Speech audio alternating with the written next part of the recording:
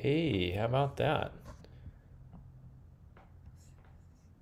How about that? We're going live here, huh? Nice. Okay, everyone. So this is my first time going live in a while. So I'm using a new software called OBS. So I just want to see how this is actually going to start working for you guys. So I'm monitoring on the other side. It looks like there is actually live. So that's cool. All right, so everyone, feel free to drop any comments into the chat box. I'll do my best to answer them as we go. I'm going to end up covering one of our videos today, which we've done in the past, and I think there may be a little bit of time where we start covering some of the videos and questions that we get on the videos that we really can't answer specifically on all the comments, because we do get a lot of comments. The one that I'm actually going to cover Hey guys, I'm is Sebastian, going to be this one. We're going to talk about This is one where we talk about, it's one of our more popular videos, and we're talking about how groin pain can actually be referred from the back. And so I'm going to play the video just a little bit so you guys can hear some, and then we can discuss possibly what's happening as well. about some back issues today, okay? This is the front side of my spine, this is the back side. Here's all the little nerves and parts of the spine you see on x-ray, and the disc, which by the way you don't see on x-ray. We're gonna cover this again really quickly today, just to talk about cases recently where people come in, they're talking about groin issues, kind of right around here, not like deep in here, but just kind of around here, and they say, well, I have hip arthritis, or I have hip impingement, and I'm not sure what to do, no one can help me. Now, this is a little bit more of a roundabout talking about this, but sometimes the disc or irritation on the disc, and I'll show you a little bit of pressure here. Now this is the part you really want to check out, because like when we actually have groin pain referred from the back, most of the time it's because there's an area below the referral point. So most of the time the referral is going to be from like a L1, L2 area, which is a little bit higher on the low back, which I'm not going to show in this video in particular. But the real problem is stiffness, or usually past injury to the low back, usually L5S1. And that's what I'm showing on this video here, is the mechanics of L5S1 and how sometimes sensitivity of those areas creates a reactive compensation in the back, to where then the referral happens from above. And I'll show you in a little bit some pictures. I'll just allude to it here. Here's some pictures of how things can kind of look. I see one of them. I'm going to have to change the video. But hey guys, I'm Sebastian, or I have forward.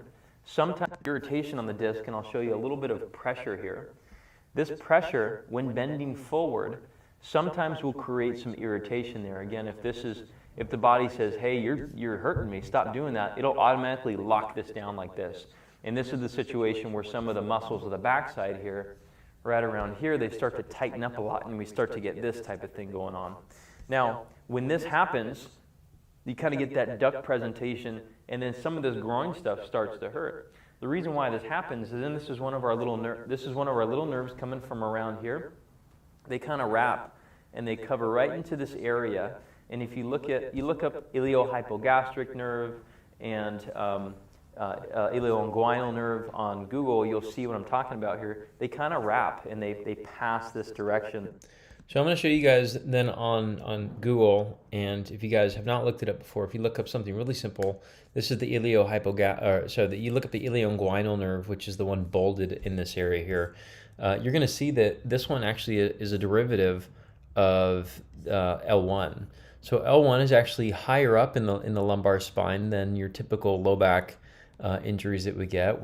Most people who have problems like getting up out of bed, or they're stuck on the floor and so on, usually that's going to be something a little bit more of like a L5S1 discogenic type of pain. It's the disc has a herniation or an injury or inflammation around it.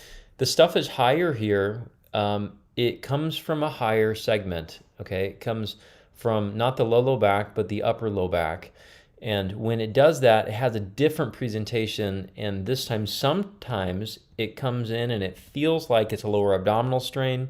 It feels like it's tightness in the front of the hip, and it feels like it's wrapping around for some people. I've even met a lot of people with your said sports hernias or high adductor strains who have responded this way. It feels stiff and painful and pinchy.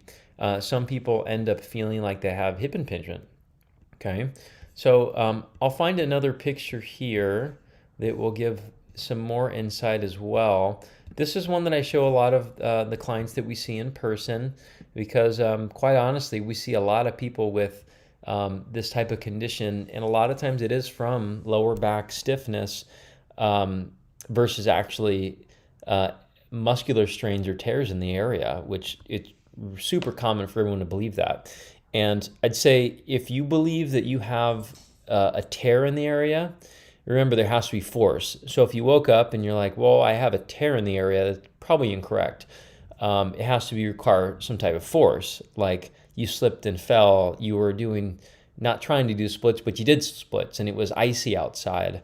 You were roller skating and one leg slipped out from underneath you and you went into the splits and so on. I've met a guy who did it with jiu-jitsu who actually had tears in here. And most of us who have it with sitting and running, this is not enough load to really create a tear in this musculature here. But what you can have is the referral pattern. And so as I mentioned earlier, here's the sacrum, L5, 4, 3, 2, 1. Here's the iliopsoas, or the hip flexor, the main one that most people are really concerned about. And they feel like it's tightness in the hip flexor. But the area that goes through, this nerve that pierces through, actually innervates the front here. Sorry, let me move it over a little bit. It innervates the front here of the thigh. So the sensation in the front of the thigh, the inner part of the thigh, as it goes through the inguinal canal, and it also drops into a section of the scrotum. All right, and so this accounts for a lot of those people who end up feeling like, well, I feel like my scrotum is tight. For a lot of people, it doesn't really hurt; it just feels tight, and it's an odd scenario because they've had a lot of images done and looked for hydroceles and testicular torsion and cancers and so on, and they don't find anything there, which for good reason. I think everybody should be screening those things out. That's really responsible of them. Things like a urologist or an ultrasound, a really great place to start to make sure there's nothing super scary in the area. But for a lot of people that we find who end up having this type of presentation, they're really, really quick to respond, and they end up responding really quickly to rehabilitation. Most of the time, it's not a surgery. Most of the time, it is not injections. It's just simple rehabilitation and structured things to do. Probably the most common thing that I see people do poorly is they try to stretch the area, and stretching hurts. We've done on some of our recent shorts and videos that we've done, we've talked about how stretching really shouldn't be painful. It should feel stretchy. And it should feel like the other side too. So if you stretch one hip versus the other hip, or one adductor versus the other adductor, or lower abdominal or whatever have you, they should feel kind of the same. And in that scenario, it's okay to usually stretch the hip. What we don't want to have is this searing, burning, aching, more pain, or even stuff traveling down the leg into the knee after or during when you're stretching, because this is possibly just making you feel worse. Unknowingly, you may be making yourself feel worse. So usually what we end up doing is a series of exercises and stretches specifically for each person. We do have videos on YouTube which show some of the exercises, stretches, and applications that we use, but quite honestly, it comes down to the physical exam. Some people end up having this problem because a hip isn't working well, but this hip isn't the symptom generator. In that case, we may do a more hip bias in their program or their exercises. Some people have a lot of upper mid-back stiffness, which doesn't help the snare either. In that case, we bias the program towards decreasing the upper back stiffness and getting some strength in the upper back. Because remember, that area, that upper lumbar spine, is a neighbor to the mid-back and a neighbor to the hip. So core support is important, mid-back mobility is important, hip mobility is important, but also building strength and improving movement patterns to decrease compensation. So decreasing pain is important, but most of the time it will return if the root cause is not addressed. I'll give you a laundry list of exercises that a lot of times we use, but I'll caution you, if you guys end up using them, they should not feel bad. They should not feel painful. They should feel in the appropriate tissue that usually you feel the effort from the exercise in. So something like a bicep curl should be felt in the bicep. It should get a bicep pump. So we use something called a glute bridge. It should be felt in the big area, the glute max.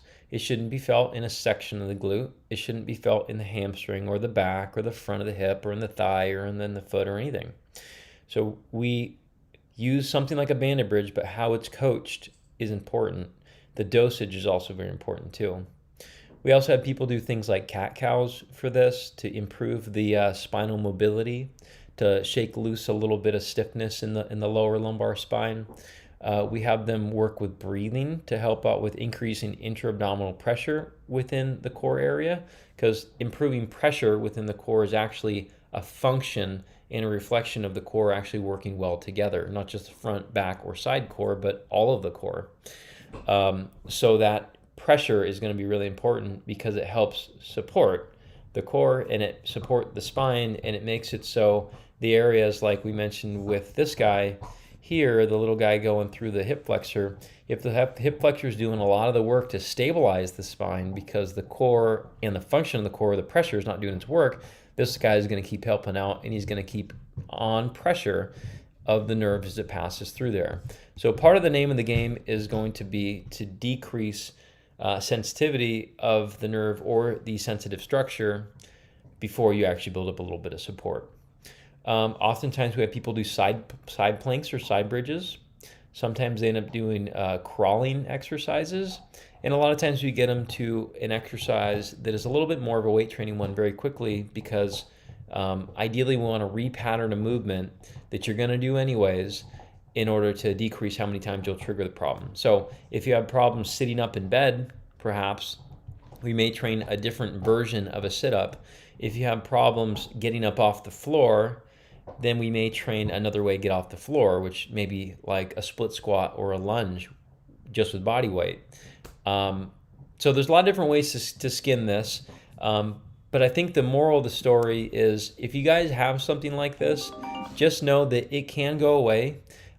It's not too complicated. I know there's not a lot of information out there on it. Trust me when I say that most people do get better without surgical intervention. But I can't stress this enough. I have a friend that has a good saying. He says, we're the cheat code. If you guys have been looking at YouTube videos and exercise online, you're not finding any information and help elsewhere, use a cheat code. There's a reason why people like us have jobs is because if these things went away on their own all the time, that you guys would be fine. But if you're having problems finding the right solution, you should reach out to a professional who has seen a bunch of them. So subscribe to the channel. Feel free to reach out to us directly via the links in the description for this video, and we're going to try to do more live ones like this as well and review some of the videos that we already have on YouTube and give you a better idea of some questions that have arose from them. And we're also going to do podcasting too. We have podcasts already, about 250 different episodes on Spotify. And I think we have 600 different episodes or videos on YouTube. And right now we're releasing 2 to 3 shorts a day. So support the channel. We're experts in hip, groin, low back, and sciatica. We love those areas, but we also see a lot of the other ones too. So we'll see you